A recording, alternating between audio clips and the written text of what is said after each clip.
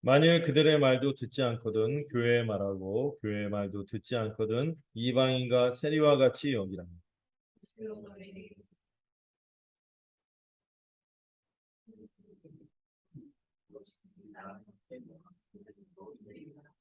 진실로 다시 너에게 이르노니 너희 중에 두 사람이 땅에서 합심하여 무엇이든지 구하면 하늘에 계신 네 아버지께서 그들을 위하여 이루게 하시리라.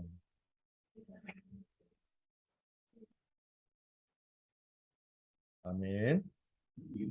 계속해서 다시 지난주에 우리 성찬주일에 대해서 성찬에 대해서 알아봤고 다시 이 마태복음에 나타난 천국복음에 대해서 살펴봤는데요. 이 특별히 마태복음 18장은 이 막 너무 제가 너무 많이 남발하니까 그런데 너무 중요한 말씀입니다. 18장 말씀도 너무 중요해요. 왜냐하면 주님이 이제 곧 있으면 이제 승천하시고 그들을 떠나시게 될 텐데 모든 사역을 이루시고 떠나게 될 텐데 남은 교회가 어떻게 살아야 될지에 대해서 이 제자들에게 미리 말씀해 주신 것인데요. 또 이 우리가 주님이 가셨지만 성취하고 가셨지만 아직 완성되지 않았잖아요. 그래서 이 땅 가운데 여러 가지 어려움들이 있거든요. 그 중에 뭐냐 하면은 우리가 연약해서 범죄할 수 있고 넘어질 수 있기 때문에 그런 지체들, 길을 잃은 형제들이나 우리 자신이 어떻게 보호받을 수 있는가, 어떻게 다시 일어날 수 있고 이 구원의 여정을 이끌어갈 수 있겠는가.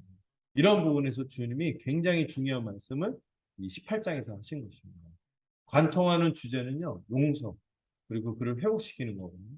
네. 다음 주에 특별히 용서에 대해서 배우게 될 텐데, 오늘은 이 안문맥에서 이제 돌이켜서 우리가 먼저 이 교회로서 우리가 어떤 심령으로 살아야 되는가?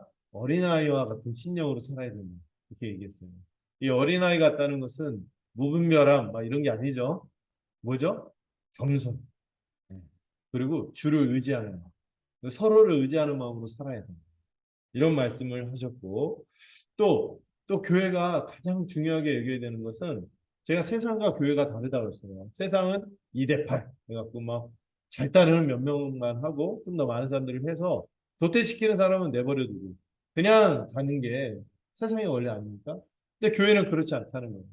하나님이 한 사람 한 사람 너무 소중하게 여기는 우리가 볼 때 아무것도 아닌 지체라 할지라도 그도 역시 하나님의 형상이고 또 가족의 관점에서는 형제, 몸의 관점에서는 지체이기 때문에 하나라도 놓아서는 안 된다. 그래서 그 잃은 양, 길을 잃은 형제, 그 길을 잃은 양은 어떻게 되돌릴 수 있겠는가. 그런 부분에서 오늘 15절에서 20절은 두 단계로 접근하고 있거든요. 크게는 세 단계죠. 개인적으로 그 범죄를 당했을 때 그 범죄를 당한 당사자가 그 사람한테 찾아가서 얘기하는 거. 그게 안 될 때 소수, 하도 두세 사람, 본인을 포함해서 세 사람이 넘지 않도록 해서 가서 그의 명예를 보호하면서 그를 돌이키도록 이 사적으로 권고하는 내용을 살펴봤고요. 그 되게 중요한 내용들에서 다시 한번 좀 돌아볼까요? 이게 이 죄인을 회복하는 게 굉장히 교회에 있어서는 되게 중요한 거예요. 왜? 교회는요, 의인이지만 여전히 죄인이거든요. 사람들이. 죄성이 있어요. 여러분들, 다 여기서는 이제 다 갇혀 있고 와서 그러지만 한 주간에 우리의 실수한 순간들을 CCTV로 여기서 막 틀어지면서, 이렇게 예배 드린다면 이 자리에 있을 수 있는 분이 저 포함해서 아무도 없습니다. 그런 사람들이에요. 그런데도 불구하고 여기 이런 이 죄와 싸우고 어떻게 교회로서 합당하게 영광스럽게 살 것인가 이 문제가 되게 중요한 거죠. 그 부분을 다룰 때 교회는 여러 죄 중에서도 다 여러 어떤 우리가 온전해야겠지만 그러나 진리의 부분에 대해서는 분명해야 되고 또 거룩한 삶에 대해서 특별히 우리가 서로를 잘 살피면서 같이 예, 기대면서 살아야 되는 것이죠. 그때 이 진리는 분명하잖아요. 근데 거룩한 삶의 부분에서는요, 이게 좀 애매할 수 있어요. 예, 상대적인 기준으로 접근할 수 있거든요. 그렇기 때문에 이 거룩한, 특별히 윤리적인 죄, 또 십계명에 나타난 어떤 이런 죄를 생각할 때 어떤 죄들을 다뤄야 될까 했을 때 첫 번째, 겉으로 드러난 걸 누구도 궁예가 돼서는 안 된다 했어요. 우리가 역심을 품었으며 막 이러면 안 된다 했죠. 그러면 교회가 막 숨 막히는 거예요. 누가 기침 소리를 합니다. 이러면서 막 옥죄는 그런 분위기가 돼서는 안 된다. 그래서 겉으로 드러난 죄를 다루되 또 어떤 죄? 아주 사소한 비본질적인 거 이런 것들은 우리가 좀 참아주고 견디고 그런 것들 이런 거는 하는데 심각한 죄, 중대한 범죄들 있거든요. 계명에 입각한 것 이런 것들은 우리가 잘 접근해야 되고 특별히 회개가 없이 계속 지속하는 범죄. 음. 어떤 그런 거는 어떤 면에서는 사소한 게 아니다 할 사소해 보일지라도 이 공동체로 함께 살아가는 때 뭔가 좀 규모가 없고 질서가 없고 막 이렇게 할 때는 좀 도와주기 위해서 해야 되고 또 심각한 죄 중에서도 회개 없는 경우 악의적으로 할 때는 이때는 진짜 심각하게 여기고 개입을 하셔야 됩니다. 서로가. 그리고 이걸 할 때 중요한 거는 태도라고 해서 태도. 태도와 전제가 되게 중요한데 이거를 미워하고 보복하고 내가 응징하겠다 이런 마음으로 접근하면 절대 안 된다. 그런 마음으로 할 거면은 아예 입을 닫고 있어요. 기도하고 우리의 마음을 다스리고 내가 이 형제를 돕고자 하고 이런 자를 찾기 위해서 이걸 접근하는 거지. 사랑으로 접근하는 거지. 그리고 내 태도가 온유함이 깃들어져 있는지 그리고 인내하는 한 번 얘기했다고 끝나는 게 아니라 막 그런 그 제가 워딩을 했잖아요. 어? 내가 말했는데 안 들었어? 절차 밟는다? 이러면 안 된다 했어요. 끊임없이 찾아가고 얘기하고 그래도 안 될 때 두세 사람 이렇게 해서 하고 이 두세 사람도 어떤 사람들을 해야 된다 했어요? 소수를 유지해야 되고 객관성 있게 이 문제를 접근하고 증인이 될 수 있는 사람 권위를 인정받을 수 있는 사람들을 데리고 하는 게 좋겠다. 그리고 그렇게 하는 목적이 뭐예요? 지체가 돌이켜야 되는데 이 지체가 자기의 명예가 깎인다고 생각해요. 이 명예를 막 함부로 모함하거나 이렇게 억울한 경우가 생기면은 이 돌이키기가 힘들어지는 거예요. 그를 보호해주면서 돌이키도록 하는 거죠. 그리고 교회가 그래야 되는 것은 함께 짐을 지는 공동체라서 그렇다. 그래서 서로 또 얘기하는 것만 아니라 뭐도 중요하다 했어요? 우리가 그런 얘기를 들었을 때 잘 듣고 어, 또 이게 나를 사랑하는 마음으로 하는 거예요. 지체로 나를 정말 생각하고 얘기해 주는구나. 가족으로 생각하고 얘기해 주는구나 하고 이거를 잘 들었으면 좋겠어요. 어떤 분 제가 존경하는 분이 그랬거든요.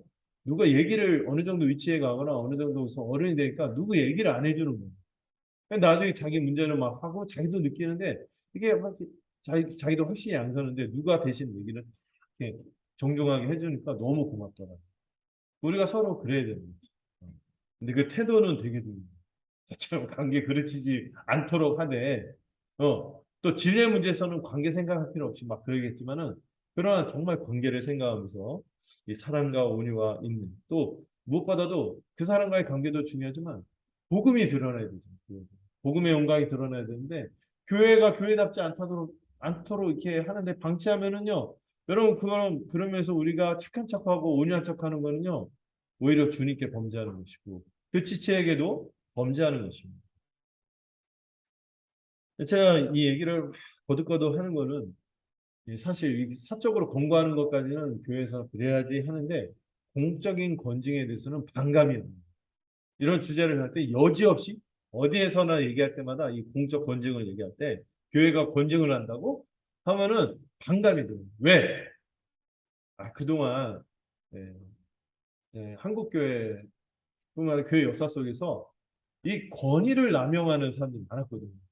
하나님이 주신 권위를 남용하는 분들이 너무나 많아갖고 이게 자기를 반대한다고 자기 마음에 안 든다고 이렇게 쳐내는 수단으로 이 권징을 남용해요. 저는 그렇게 한 사람들한테 정말 큰 하늘에 형벌이 있을 거라 생각해요. 그러면 안 되는 거죠.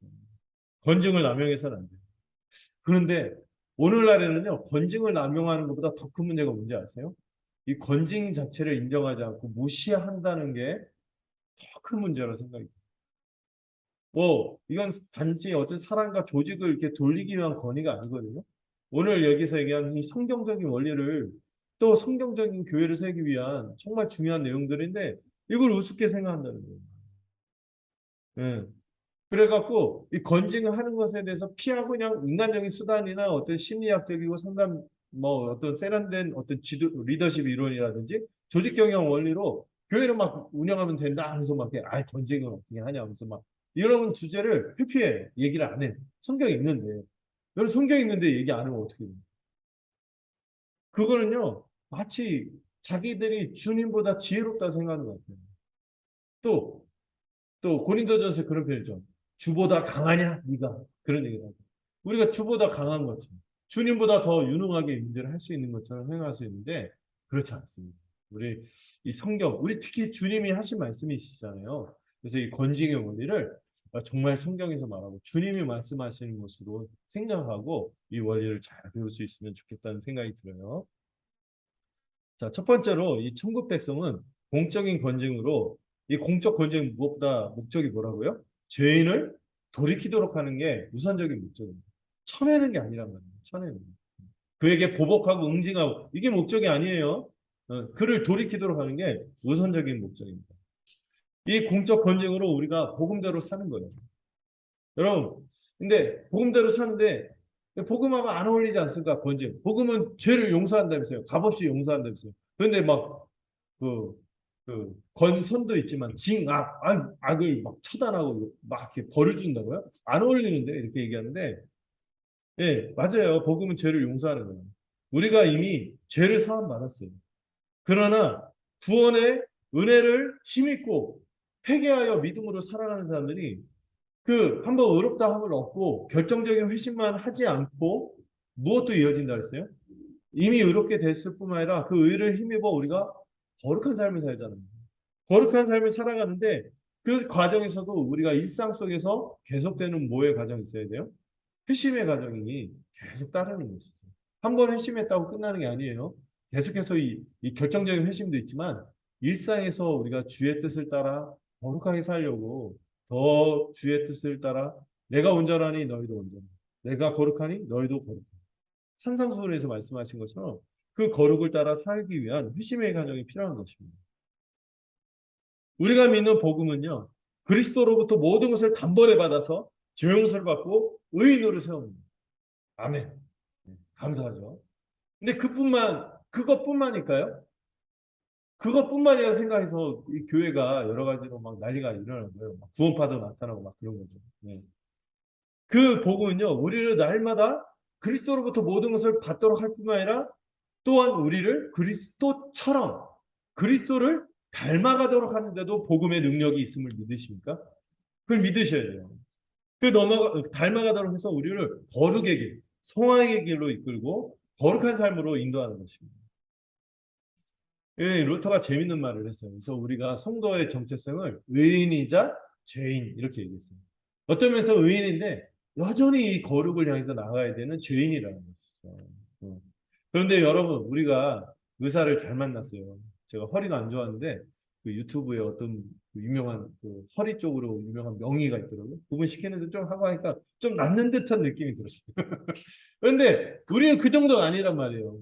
그분 막 유튜브 댓글 보면 막 거의 주님 만난 것처럼 막 찬양이 막 그렇게 하고 있는데, 네. 근데 여러분 우리는요 그리스도를 만났어요. 의사의 신분을 만났다고. 우리 왜 좀 망가졌고 이상하잖아요. 근데 주님을 만나서 온전해질 걸 믿으셔야 돼요. 왜? 그분과 연합하고 살아가고 그분과 함께 살아감으로 호전되어가는 죄인이라는 것을 믿으시기 바랍니다. 우리의 옛사람은 믿고 세례를 받을 때 물 아래 잠겨 죽었어요. 끝났어요. 근데 루터가 또 그 재밌는 말을 했는데 그런데 여전히 우리가 세례를 받을 때 물 아래 잠겨서 죽었잖아요. 그런데 우리의 예쁜 성은 수영을 잘합니다. 재밌는 표현을 썼어요. 루터가. 우리의 죄된 예쁜 성은 여전히 죽지 않고 수영을 잘하는 모습을 보게 됩니다. 이렇게. 예. 그래서 뭐가 필요한 거예요? 이 주님이 우리를 거룩으로 이끌어가는 은혜가 필요하고 또 이 거룩으로 이끌어가도록 주신 이 교회가 필요한 겁니다.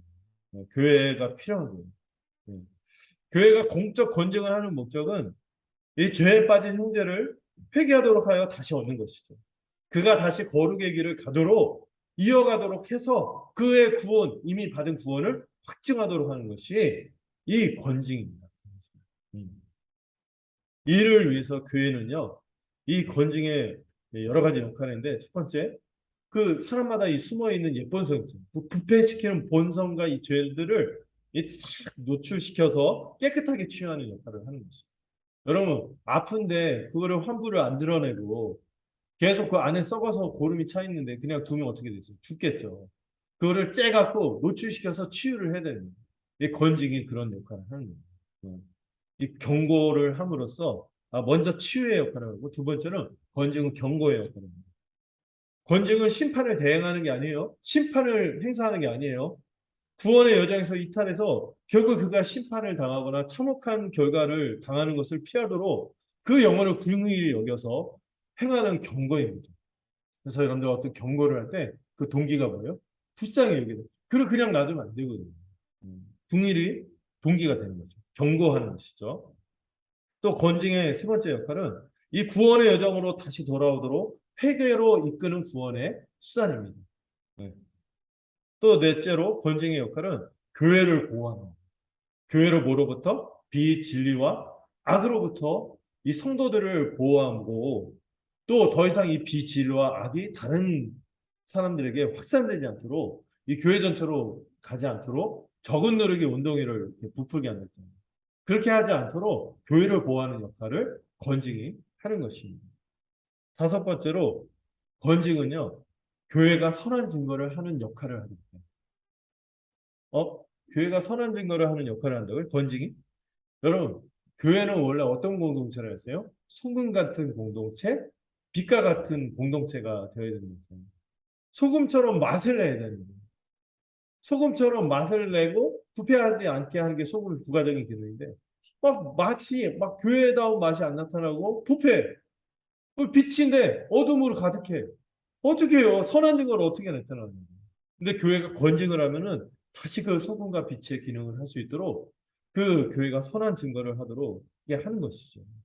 교회 자체가 소금과 빛의 역할을 하는데 어떻게 복음을 전하겠습니까?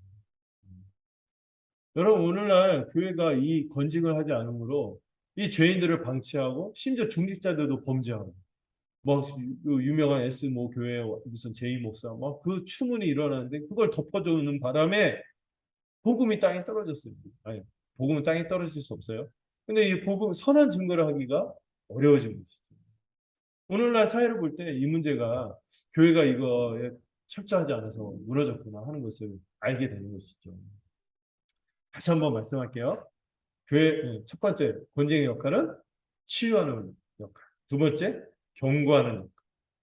세 번째 구원의 여정으로 다시 오도록 회복의 수단. 회개로 이끄는 회복의 수단. 또 네 번째 교회를 보호하는 역할. 다섯 번째 선한 증거를 하는 역할을 한다. 이렇게 기억하시면 좋겠어요.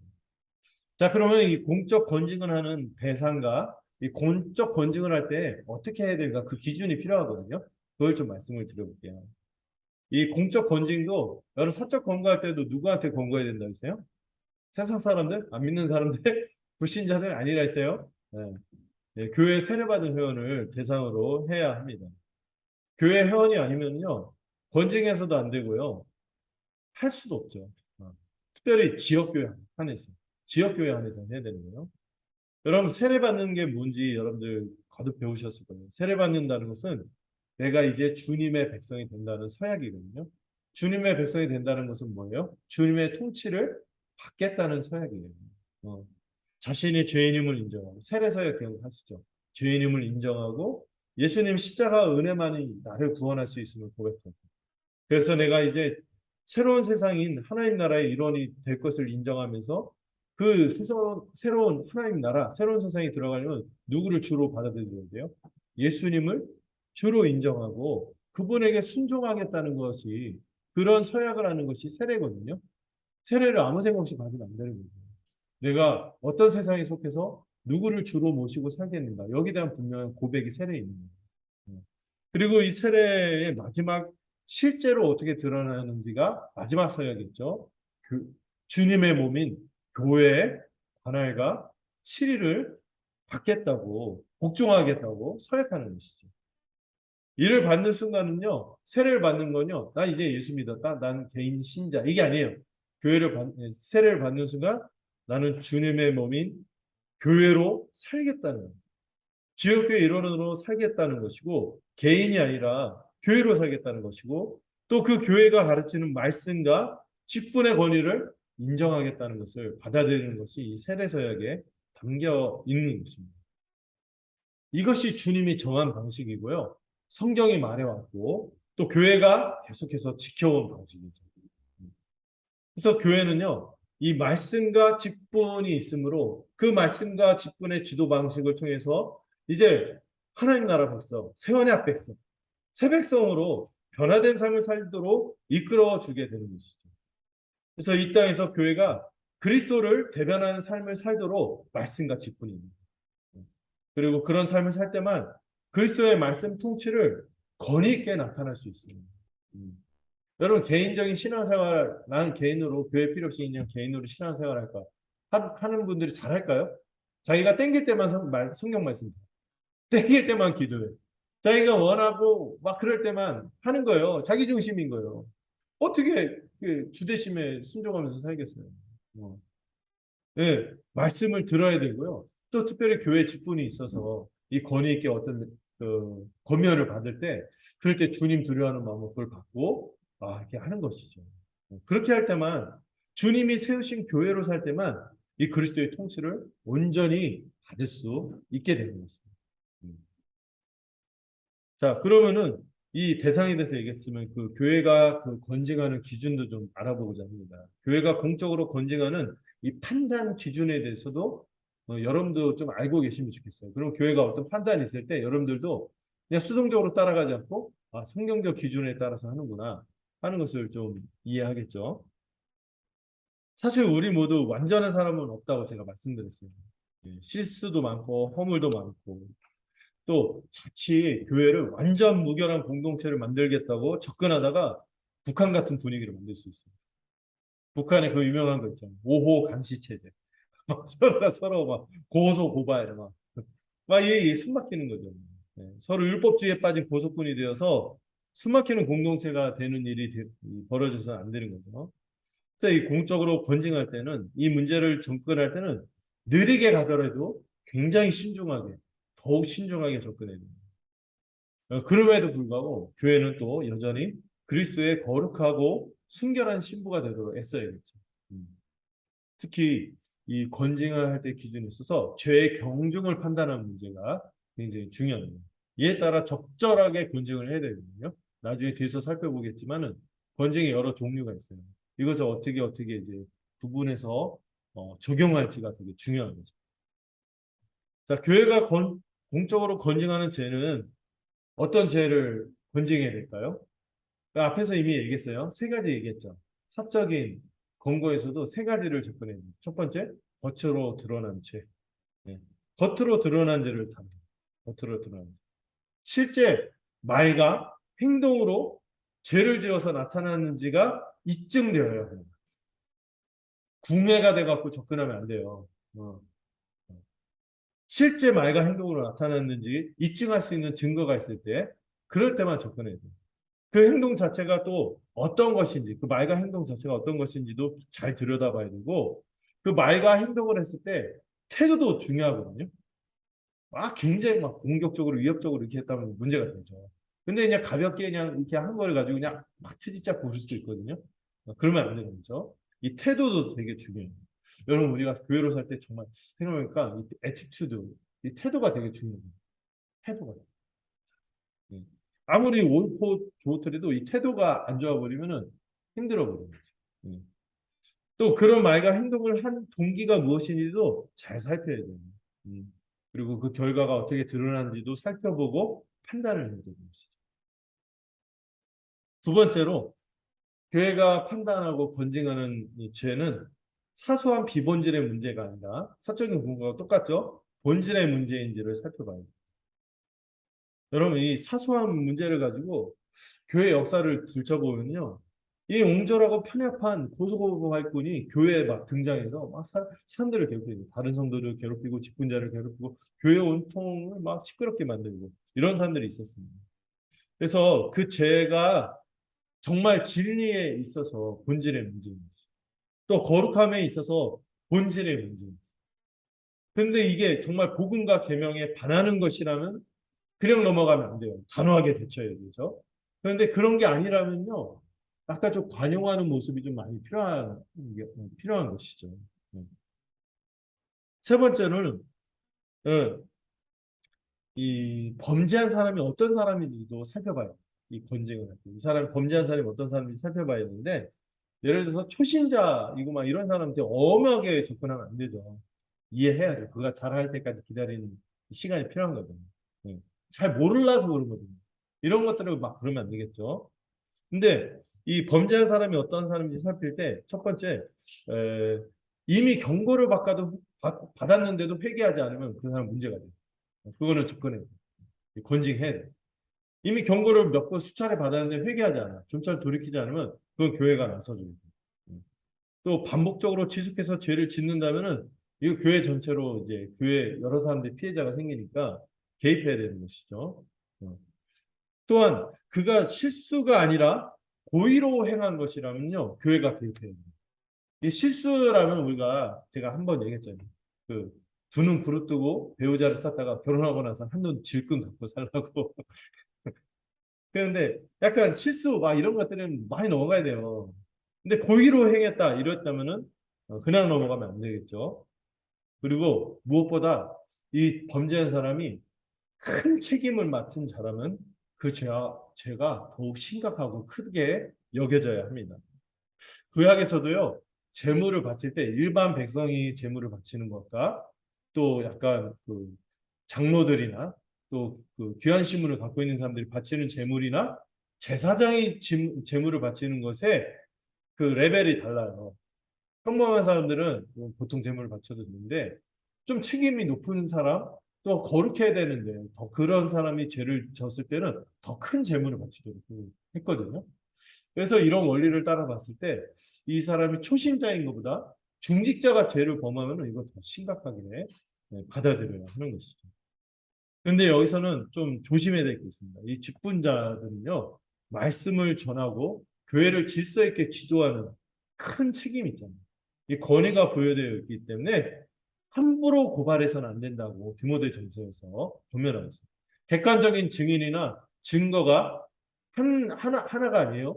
여러 발견되지 않을 때 그게 무고하게 될 경우에는 그 무고한 사람에게 큰 책임, 그 역으로 큰 책임을 물게 했습니다.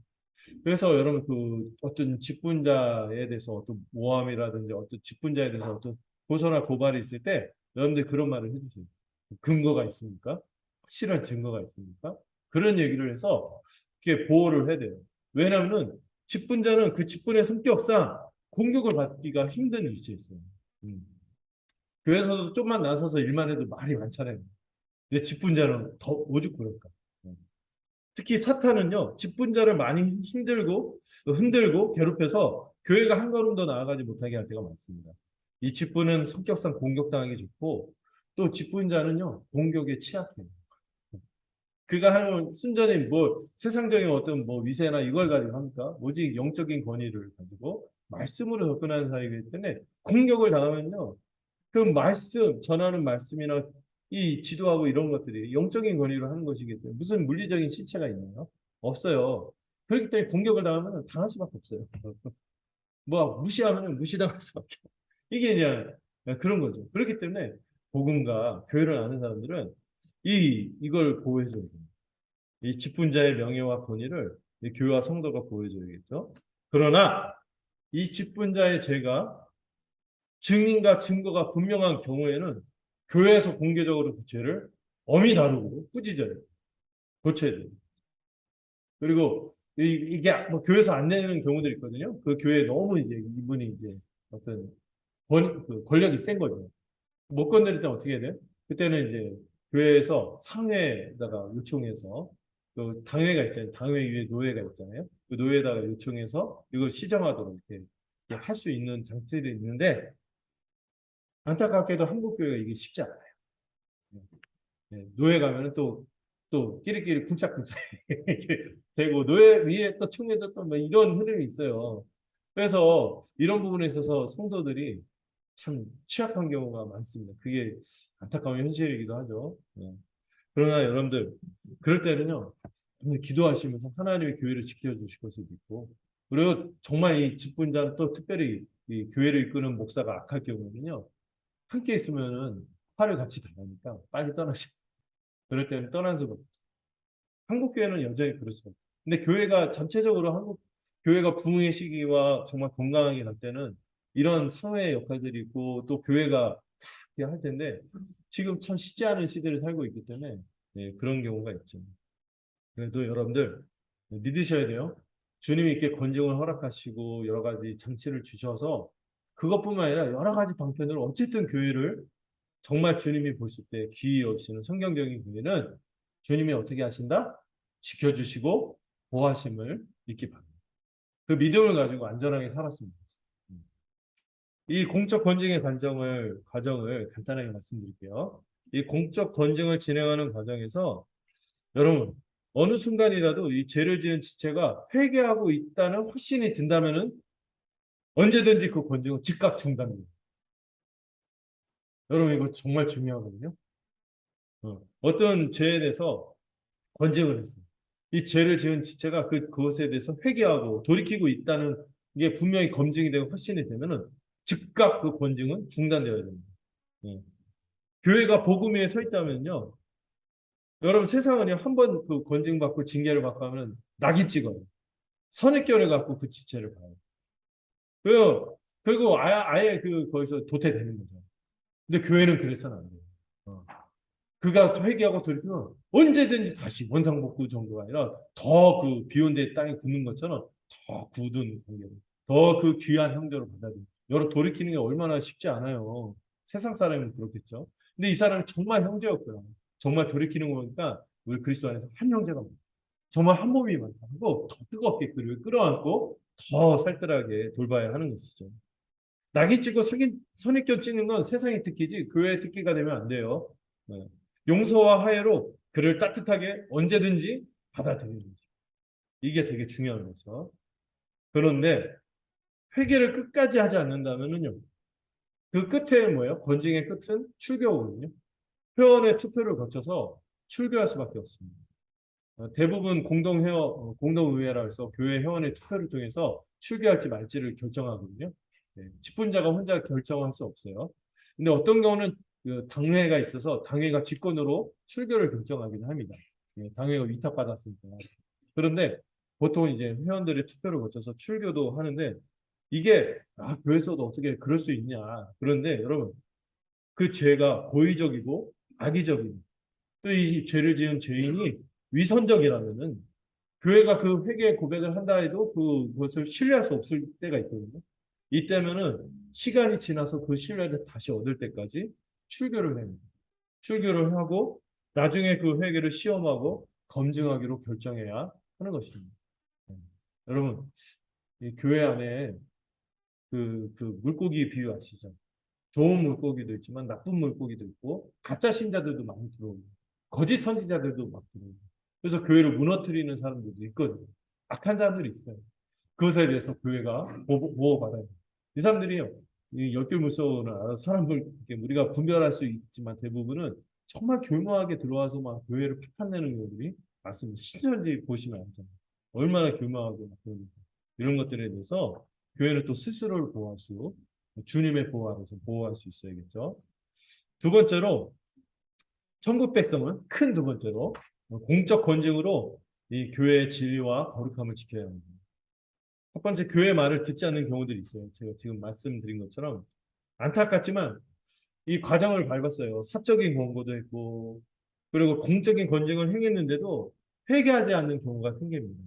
그 경우는 교회가 어떻게 해야 돼요? 그 형제와 교제를 중단해야 돼요. 거룩하신 주님과 또 이 거룩하게 부름받은 성도들이 함께 그 형제와 식탁 교제를 할 수 없게 됩니다. 거룩한 식탁이기 때문에. 그 형제가 잠시 죄에 깊이 빠져서 회개에 도달하지 못하는 때가 있어요. 그 형제가 거듭난 자라면은 그가 교제가 중단되잖아요. 성도의 교제가 중단되면요. 정말 그가 성도라면요. 거듭난 사람이라면 생명이 끊긴 거죠. 그 생명이 끊기고 그 은혜가 막 공급되는 거 끊기기 때문에 이게 굉장히 크게 다가옵니다. 그래서 그의 심리가 어떻게 될까요? 잃어버린 탕자 있잖아요. 탕자의 비유처럼 내가 아버지 집에 있으면 진짜 종들도 풍족했는데 하면서 막 돼지 지형달리 맞고 이 빈곤한 상황을 견디지 못해서 또 아버지의 품을 그리워하고 그 집으로 돌아오게 됩니다. 그런 과정을 통해서 이 출교가 그를 내치고 배제하는 수단이 아니라 그 출교 또 성도 교제를 중단하고 모호하는 수단이다. 그를 돌이키도록 하는 수단이라는 걸 기억하시면 되겠습니다. 이 과정을 통해서 다시 형제를 얻고 잃은 양을 찾게 되는 것이죠. 그리고 고린도전서에 그런 말씀이죠. 주 예수의 날에 그가 구원을 얻도록 하도 출교를 하는 것이지 그를 내치기 위해서 아예 그냥 투명인간 취급하고 지워버리려고 하는 것이 아니다. 출교하고 나서도 그 사람을 위해서 막 기도를 해야 돼요. 돌아오기 위해서 기도해야 되는 거죠. 근데 교제는 안 돼요. 이렇게 막 갑자기 친한 척하면 막 그러면은 회개하세요. 정중하게 얘기하고 이제 해야 되는 거죠. 자, 이 과정에서 또 아까 얘기했지만 완악하게 끝까지 회개를 거절하는 경우들이 있는데, 예, 아까 얘기했듯이 거듭나지 않았음에도 교회를 해하는 위선자들은요. 이들은 언제라도 악한 이리가 되어서 선량한 성도와 지체들을 넘어뜨리는 도구로 사용되는 악한 사람입니다. 이런 악한 사람들 늘 교회 역사 속에서 존재해 왔습니다. 교회 역사 속에서 이 거짓 신자와 거짓 교사들이 끊임없이 등장했기 때문에 그때 교회가 빨리 판단해서 복음과 교회를 보호하기 위해서 그런 사람들을 내쫓아야 한다고 얘기하고 있습니다. 자, 건징의 종류를 좀 생각해 보려는데요. 여러분, 공적 건징하면은 막 칠이 받았다 이렇게 하는데 칠이가 넓은 개념이 됐어요. 건징도 건이 있잖아요. 징도 있거든요. 네. 그래서 이 징계에서 딱 생각하는 게 쫓아내는 것만 생각하거든요. 출교만 있지 않습니다. 이 건징은요, 아까 그 죄의 경중의 문제를 얘기했잖아요. 이 죄의 경중에 따라서 징계 수준이 달라집니다. 그래서 타이르고 훈계하는 일상 수준에서 이렇게 우리가 서로 하는 권면이 있잖아요. 그래서 교회가 그런 차원에서만 끝날 때가 있어요. 중직자들이 권면만 하는 것이죠. 해라. 그럼 무겁게 받아들여야겠죠. 되게 가볍지만 무겁게 받아들여요. 타이르고 막 얘기하는 거. 그 다음에 이 견책이라는 게 있습니다. 견책은 뭐냐면은 모든 성도들 앞에서 공개적으로 그 죄악에 대해서 지적하고 책망하는 이런 견책이 있어요. 그 다음에 반드시 뭐가 또 따라와야 되냐면 회개 후에도 일정 기간 동안 반성하도록 하는 근신의 기간을 주기도 합니다. 근신. 막 죄짓고 어떤 사람을 피해받았고 고통스러워하는데 막 하고 막 돌아다니면서 얼마나 그 피해당한 사람들이 속이 안 좋겠어요. 마음이 안 좋겠어요. 그 죄를 미워하고 거룩을 사랑하는 사람들이 그걸 볼 때 마음이 상한다. 그래서 이 근신의 기간도 필요합니다. 직분자의 경우에는요, 그 심무하는 것들을 정지시키고 또 면직하는 경우가 있거나 해임하는 경우가 있습니다. 이 직분자의 심무정지, 면직, 해임은 당회가 주로 결정합니다. 당회가 구성됐을 때. 그 다음에 중징계의 경우가 뭐가 있냐면 세 가지가 있는데 수찬정지, 제명, 출교가 있습니다. 성찬 못하도록 하는 게 무슨 큰 벌이라고.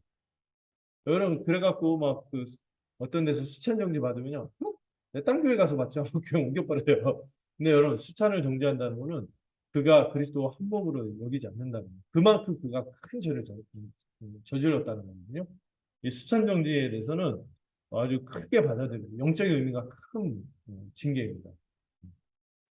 그래서 제가 전에 처음에 용어적으로 좀 혼란이 있을 때 그 제한 성찬이라는 표현을 썼거든요. 근데 그게 좀 생각보다 합당하지 않더라고요. 이게 약간 이게 징계 의미가 들어가는 거예요. 수찬을 제한한다. 그러니까 이 성찬 자체에 초점을 맞춰서 성찬을 보호하기 위해서 울타리 성찬이라는 표현을 좀 쓰는 게 맞겠다는 생각이 들어요. 그래서 성찬 안 받는 게 징계가 아닌데 그 성찬을 보호하기 위해서 하는 건데 이 울타리 성찬이라고 하는 게 더 맞겠죠. 그 표현을 쓰면 좋겠어요. 제한성찰이라는 표현을 쓰지 않는 게 좋겠다. 이 수찬정제하고 이게 이미지가 해서 어떤 분들이 되게 힘들어하잖아요. 오해하는 거죠. 그 다음에 제명이 있는데요. 제명은요, 이 출교하고는 좀 달라요. 이 사람이 신자인 걸 인정을 해. 신자인 걸 인정하는데 이 사람이 어떤 신변상의 이유로 같이 함께 그 공동 지역교회에서 신앙생활을 하기 어려울 경우. 굳이 그 이름을 둬서는 안 되죠. 그래서 이명을 하는 건데 이명이 아니라 제명을 하는 경우가 있어요. 이게 뭐냐면은 우리 교회는 이 사람의 신자인 걸 인정하지만 같은 진리에 있다고 보기에는 애매한 겁니다. 한 진리로 가기엔 좀 어렵겠다고 보기 어려운 겁니다. 그러니까 예를 들어서 저는 장로교잖아요. 장로교와 어떤 칼빈 주의의 칼빈주의라고 얘기하면 안 되겠지만 어떤 그런 흐름 안에서 여러 가지 언약을 가르치고 구속사도 가르치고 하나님 나라도 가르치고 복음도 가르치고 그러잖아요. 아, 복음 당연히 가르쳐야겠죠. 막 언약 구속사 하나님 나라 가르치는데 제가 솔직히 그거 좀 잘 안 믿겨지는 동의가 안 되고 저는 다른 거 받아들여요. 예를 들어서 뭐 자유주의적인 어떤 것들을 얘기한다거나 이러면은 이 사람 예수님 믿고 주를 위해서 살겠다는 마음도 있고 막 이런 게 복음을 믿는 건 분명한데 이런 애매한 경우들이 있어요. 그럴 때는 학교의 신앙생활이 어려우니까 다른 교회로 가시는 게 좋겠습니다. 하고 교회 명부에서는 지우는 제명의 경우가 있어요. 이 제명이 좀 애매하긴 한데 그런데 신자에게는 인정하는 거죠. 근데 출교는 영적인 의미가 부여되는 거거든요. 제명은 거기까지는 아니에요. 그를 불신자로 여긴다. 이건 아닌데 같이 신앙생활하기는 좀 어렵겠다 해서 이렇게 하는 경우가 있어요. 근데 출교가 가장 중징이죠. 그래서 출교할 경우에는요. 이거는 대부분 그 반대파 내치려고 이걸 쓰잖아요. 제 옛날 모교에서도 그런 일이 벌어진 거 본 적이 있었는데 아주 안 좋더라고요. 그래서 이거 할 때는요. 공동의회 투표를 거쳐야 돼요. 그리고 이 과정에서 명확하게 알려줘야겠죠. 이런 제 때문에 그렇다. 그리고 평상시에 이 건증이 뭔지를 안다면은 이 성령의 사람들이 잘 판단해서 투표하겠죠. 그 투표를 할 때 그게 결정이 될 거예요. 또 때로는 이게 또 사안이 이 피해자가 깊이 연관돼 있거나 여러 가지 것들 있잖아요. 그 프라이버시라는 좀 명예를 보호해야 되고 이런 측면이 있을 때 당사자 피해자한테 그럴 때는 교회에 알리지 않고 당연히 직권으로 출교를 할 수도 있어요. 피해당 당사자를 보호하기 위해서 그런 경우들이 좀 있습니다. 자, 이게 쭉 얘기인데 어차피 외우기 힘드실 거예요. 근데 제가 얘기한 것들 여러분 교회로 배운 것들 있죠. 거기에 뒤적뒤적 하면 또 나오는 거예요. 이것을 다시 하면서 이렇게 좀 진행이 되는구나 아시면 좋겠습니다. 여러분 이런 공적 권징을 결정하는 이 직분자들의 자세, 교회 자세가 되게 중요한데요. 회개가 목적이기 때문에 직분자를 비롯해서 다 불러서 하는 게 아니라 소수가 이 문제를 먼저 접근해. 소수가 이 문제를 접근해내고 이 전체 과정을 할 때 이 직분자를 비롯해서 소수가 관여해야 되고 또 전체 과정을 직분자가 이끌어야겠죠. 또 공적 권징에 이르기까지 이 절차와 교회 기소하는 그 구성원이 정당한지 좀 봐야 돼요. 그 사람이 저 개인적으로 검열했고 또 두세 사람이 가서 하는 절차 있잖아요. 이런 것들 잘 했는지를 살펴야 돼요. 안 하고 그냥 바로 와갖고 펼주세요 뭐 이러면은 받을 수가 없어요. 이런 과정이 있었는지를 살펴야 되고 또 기소하는 구성원이 정당한지 봐야겠죠. 끼리끼리 패거리를 이렇게 해갖고 어떤 사람을 막 배제하기 위해서 막 그렇게 할 때도 있거든요. 정치적으로. 그런 것들을 잘 판단해야 돼요. 또 이 건증을 할 때 선입견이 있습니다. 직분자들은 특히 조심해야 되는 게 선입견을 가지고 접근하면 안 되고 또 이 건증을 받는 당사자가 억울하지 않도록 충분히 해명할 수 있도록 그의 이야기를 잘 들어줘요. 진실하게 들어줘요. 이 듣는 과정이 정말 중요해요. 충분히 해명할 기회를 주셔야 하는 거죠. 그리고 이 건증을 받는 사람의 자세도 중요한데요. 이 건증의 시간을 오랜 기간을 두기도 하거든요. 그거는 뭐냐면 그 사람이 회개하는데 진정성 있게 도달하고 있는지 회개에 진정성 있게 도달했는지 점검하는 시간이 걸리는 거예요. 이 점검은요. 이 건증을 받는 사람이 죄를 지은 것을 정직하게 인정하는 거예요. 경우에 따라서 또 어떤 거는 사과하고 인정하면 끝나요. 당연히 교회다가 그냥 하면 끝나는데 어떤 것들은 공개적으로 사과해야 될 때가 있어요. 공개적으로 사과할 때 진솔하게 임합니다. 또 어떤 경우는 서면을 제출하게 해요. 일단 약간 이 사람 딱 봤을 때 또 할 것 같아. 딱 그럴 때는 이제 서면을 통해서 정말 이걸 하지 않겠다고 공적으로 다짐을 받는 거죠. 그리고 피해 당사자에 대해서 사과를 했는지, 또 배상을 충분히 했는지 이거를 살피고 더불어 이 건증을 받는 사람이 근신의 기간을 갖고 있는지를 살펴야 돼요. 나 이 건증 받았어? 해결됐어? 하면서 하 웃고 다니고 그러면 안 되는 거죠. 뭐가 필요하다? 이 근신 기간을 갖도록 이렇게 지도를 해줘야겠죠. 교회도요, 이 공적 건증이 일어날 때 자세가 되게 중요합니다. 교회가 이 공적 건증이 일어난다는 것을 일단 교회 직분자들은요, 교회 전 구성원들에게 미리 알고 동참하도록 해줘야 돼요.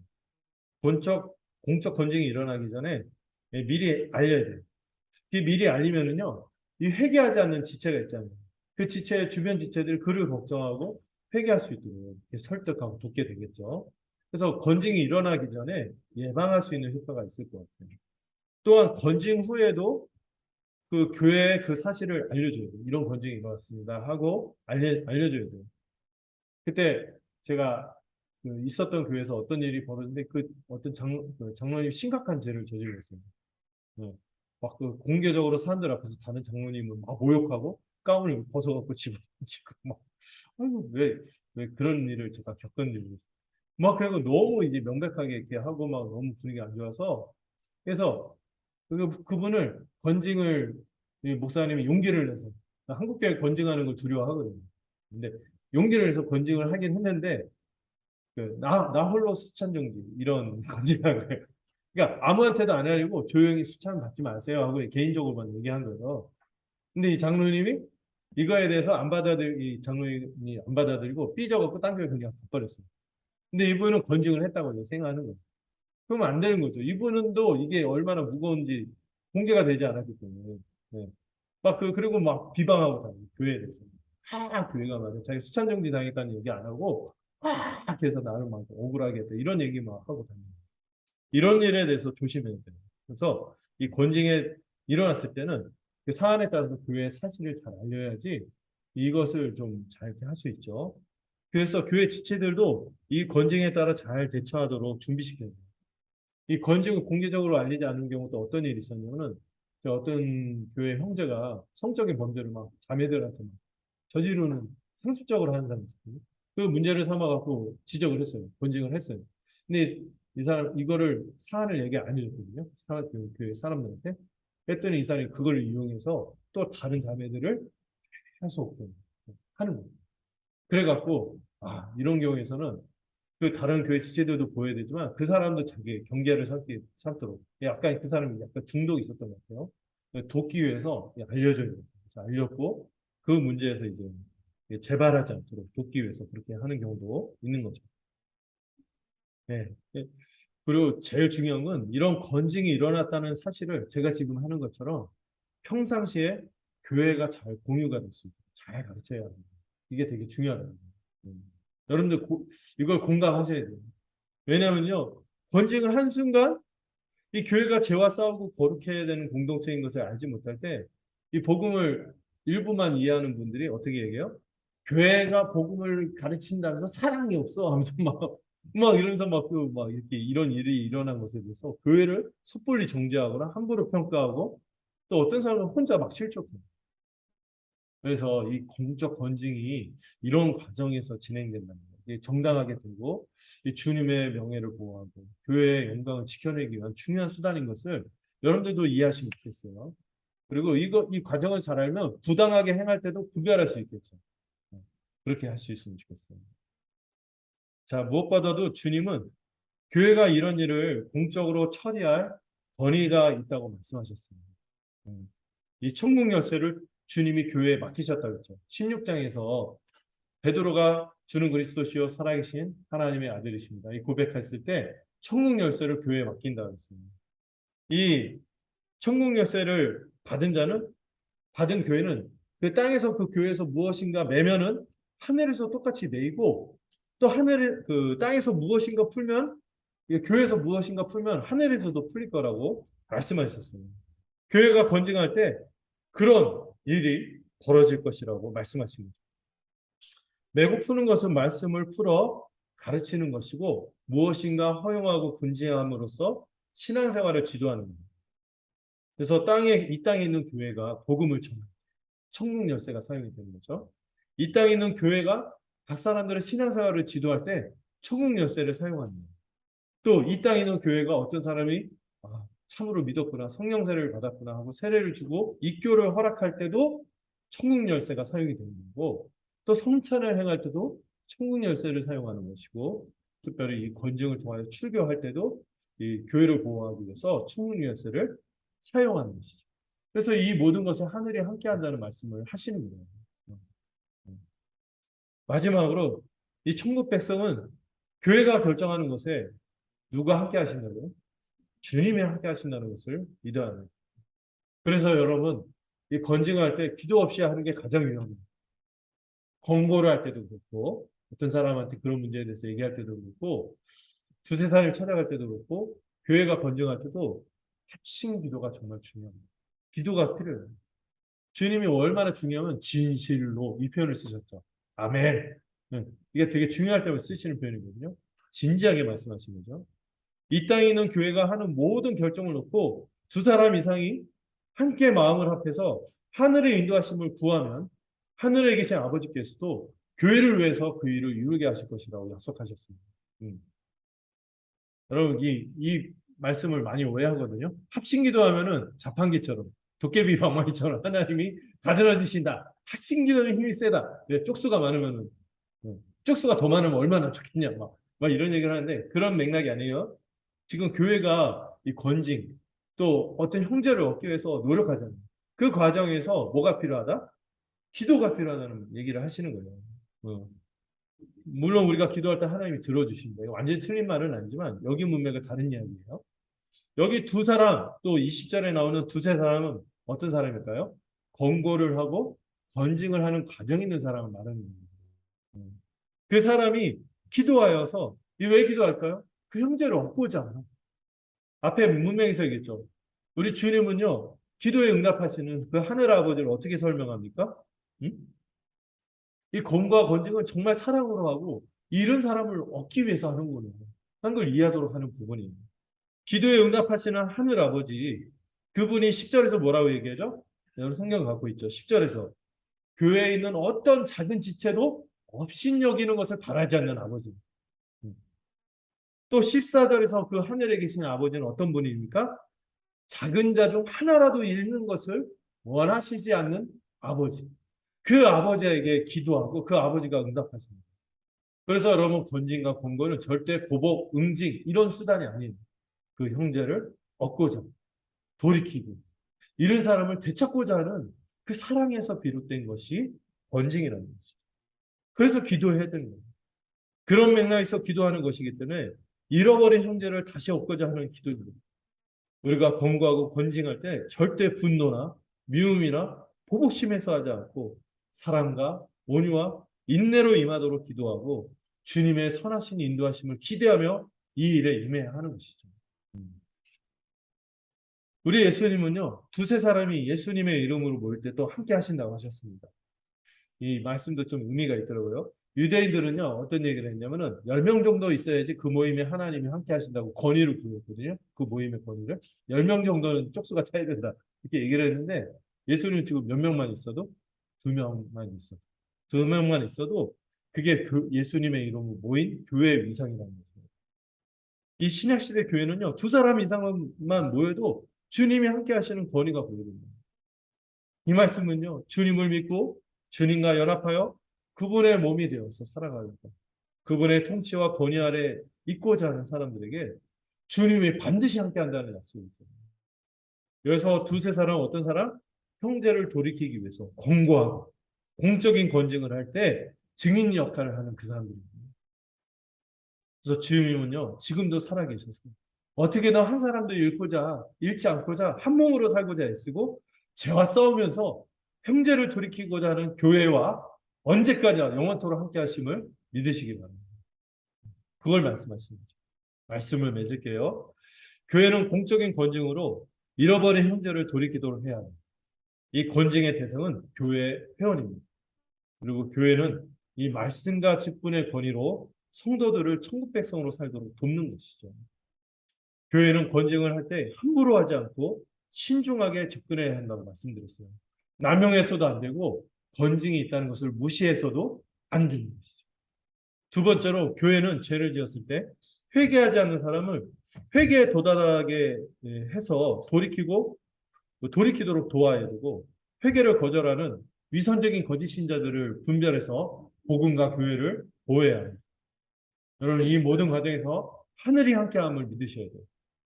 또 교회는 이 과정에서 어디까지나 이 하늘의 인도하심을 어떻게 기도로 함께 구해야 하는 것입니다.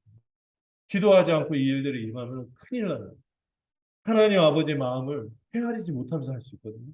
이 헤아리면서 교회와 함께 하시는 이 주님의 인재와 능력을 구함으로 교회를 함께 세울 수 있는 우리가 되기를 소망합니다. 기도하겠습니다. 주님, 오늘 이 공적 권징의 가정을 통해서 우리가 교회로 안전하게 살 수 있음을 신토록 우리를 붙들어 주시고 이끌어 주시옵소서.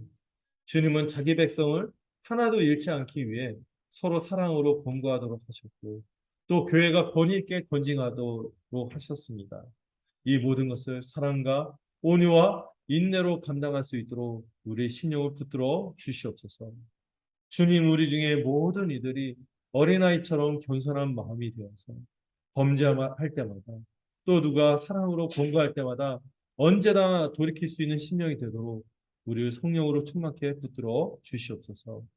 그러나 또한 우리 모두가 복음과 교회를 사랑하여서 이를 해야 하는 재원, 악한 자들로부터 교회를 보호하는 마음이 생기고 용기를 갖도록 붙들어 주시옵소서.